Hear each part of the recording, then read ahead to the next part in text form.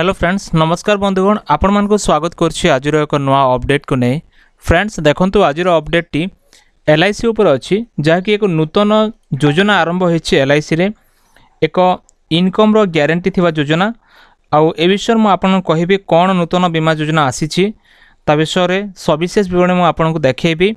गणमाध्यम report कोन आसीछि आउ केते टंका पे करियो को हबो को व्यक्ति माने करिवे केते दिन से रिटर्न आसीबो आउ केते वर्ष रे ग्यारंटी रही सबकिछि वीडियो रे आपण जानिबे।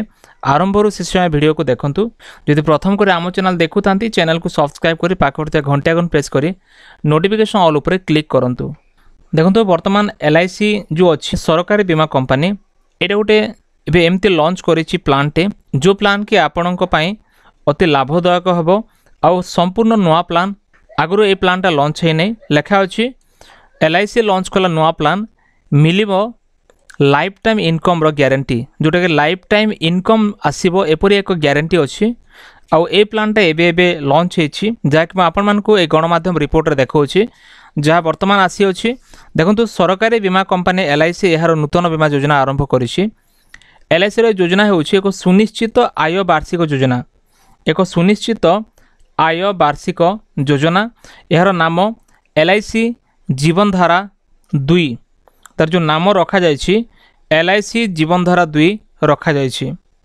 एक नूतन प्रेस विज्ञप्ति रे एलआईसी ए नूतन योजना विषय रे सूचना दैछि जाकि कंपनी एक विवृत्ति रे कहिछि जे एलआईसी जीवनधारा 2 हेउछि एक अणलिंक एवं अंशग्रहणकारी योजना जाकि अंशग्रहणकारी योजना अटे।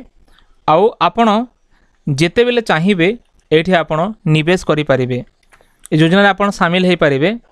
तापर देखंतु ए योजना सोमवार ठारू उपलब्ध हेबो। वर्तमान एबे स्टार्ट हे नाय माने काली ठारू आसंता काली ठारू संपूर्ण उपलब्ध हेबो अवेलेबल हेबो मार्केट रे। एहार अर्थ सोमवार ठारू एही योजना क्रय करा जाय परिबो। जे कोनोसी व्यक्ति चाहूचंती ए योजना रे शामिल हेबा पई से आसंता काली ठारू शामिल हे परिबे। कंपनी कहिछि जे ए योजना जे कोनोसी प्रकार ऑनलाइन किंबा ऑफलाइन रे किना जाय परिबो। आपण ऑनलाइन माध्यम रे मध्ये आवेदन करि परिबे प्लान किनि परिबे आपण ऑफलाइन रे मध्ये करि परिबे। फ्रेंड्स देखंतु एलआईसी रो वार्षिक योजना किनिया पय सर्वनिम्न आपण बयस केते हेबा आवश्यक एत पय 20 वर्ष। जदि आपणकर मिनिमम एज 20 वर्ष हेछि तले आपण एई बीमा योजना रे शामिल हे परिबे जाकि वार्षिक विकल्प अनुसार सर्वाधिक बयस सीमा स्थिर करा जिवो। आउ योजना क्रय पय सर्वाधिक बयस सीमा हेउछि 80 70 और 65 माइनस विलंब अवधि जहाँ विलंब अवधि अच्छी ताको माइनस करा जिवो। ए योजना विषय सबठु विशेष कथा होउछि वार्षिक ग्यारंटी माने आपणकर वार्षिक ग्यारंटी रहउछि। एलआईसी तार रिपोर्ट रे कहिछि जे ए योजना सहित 11टी वार्षिक विकल्प उपलब्ध जाकि 11टी वार्षिक विकल्प अवेलेबल रहउछि। प्रथम दिनरू वार्षिक निश्चित होइछि एवं बयस बढ़िबा सहित अधिक वार्षिक हार पय व्यवस्था अछि।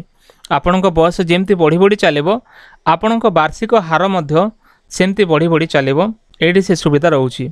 एलआईसी योजना रे पॉलिसी रो विलंब समय मध्य रे बीमा कवर उपलब्ध। पॉलिसी यदि विलंब हो जाउछि फिर भी आपणकर जो बीमाटा कवर करिवो बीमा रे हेरफेर हेबो नाही। ए जो पॉलिसीटा एमती से माने वर्तमान लॉन्च करूछंती।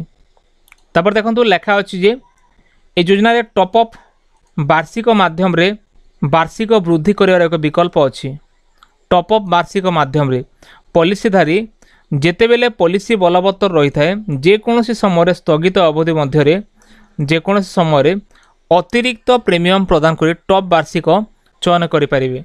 माने जो टॉप अप रहुछि जो वार्षिक आपण चयन करिवार अछि जदि आपनकर पॉलिसी लैप्स हे जाइछि आपण पुनर्बार पे करिकि जे कोनोसी समय आपण पे करिकि पुणी आपनकर जो पॉलिसी को आपण कंटिन्यू करि परिबे। आ एपरि सुविधा ए पॉलिसी रे अछि। किंतु आगरु कोन होउथला आगरु जदि विलंब हैला आपण को फाइन बा जरिमाना जहाँ भी देबाको पडुथला ता सहित कोन आपनकर जदि विलंब होउछि बीमा कवर मध्य हेउ नथिला। किंतु एबे सेमते नाही आपनकर बीमा कवरटा रहिबो प्लस आपनकर जो अतिरिक्त प्रीमियम आपण देला परे कंटिन्यू मध्य करि पारे। फ्रेंड्स ए जहाँ कि वर्तमान रूल्स रेगुलेशन रे एक नवा प्रकार रो एक पॉलिसी आसीछि। आ ए पॉलिसी एलआईसी लॉन्च करिछि जदि आपण नेबे तो आपणक पई लाभ हेबार संभावना रोची। तो फ्रेंड्स एथला वर्तमान रो अपडेट जहाँ LIC तरफ आसी अछि। जदि वीडियो भल लगे वीडियो को लाइक करंतु, चैनल को सब्सक्राइब करंतु, सांग मान को शेयर करंतु। एमती लेटेस्ट अपडेट पाई निश्चय हमरो टेलीग्राम और व्हाट्सएप ग्रुप रे जॉइन करंतु। देखा हबो आउ एक वीडियो रे। धन्यवाद।